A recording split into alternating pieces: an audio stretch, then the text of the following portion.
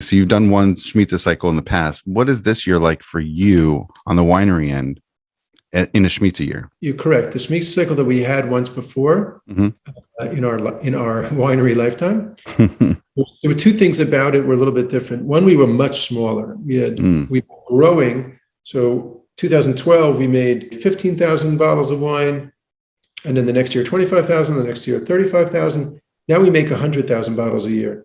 So a little bit different proportion in terms of Shemitah now than what it was back in the last cycle. The second thing is we've had time. Then it kind of came up on us really quickly. This time we really had time to dive deep and say, how do we really want to do this? And one of the things that we've been trying to do with Jezreel is make wine that has a real Israeli identity.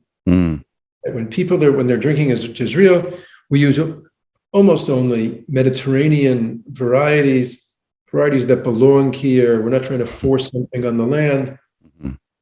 And very similarly, when we were looking at Shemitah, we were like, okay, there's Otzar Betin, there's Heter Mechira, there's all these different kind of workarounds to Shemitah that could use. We said, what would it be if we said less is sometimes more?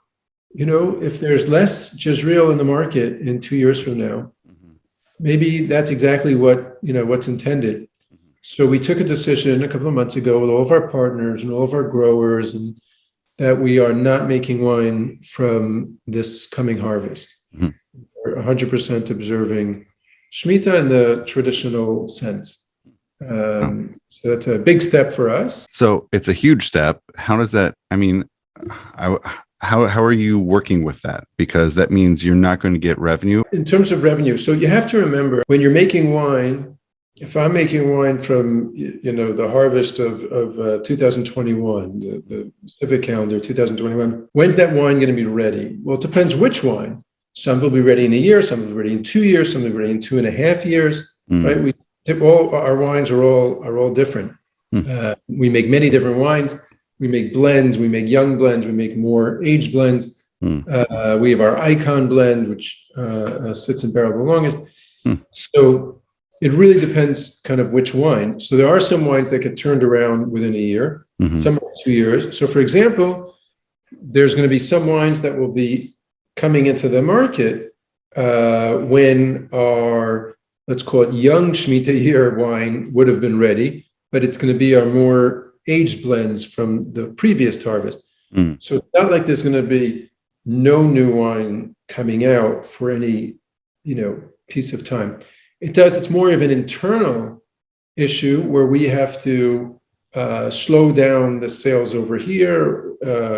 We have to make sure we have inventory over there, because one of the things about developing Hasidim in the world is that, you don't want to disappoint the Hasidim. So all of a sudden, there's some long period of time where they can't get any Jezreel, then they'll go to the next Rebbe. We'll lose them. So, you want to retain the customer loyalty. Yeah, you want to make sure. So whether it be restaurants that we, succeeded in getting on there, you want to make so you have to put wine aside, which from a financial point of view is a massive cash flow drain on the winery, because I haven't monetized it yet. I haven't sold it yet. It's sitting, I spend a lot of money on it already, and it's sitting in barrels or maybe in bottles, and I've got to just hold on to it to make sure that there's wine in the market where it's needed.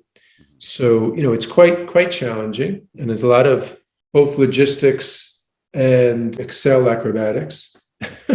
There's Rath Hashem, it'll all work out. I hope you enjoyed this clip, and don't forget, this entire episode is available for free on YouTube, podcast players, and you can check out everything at jewishdrinking.com. Thank you so much for watching.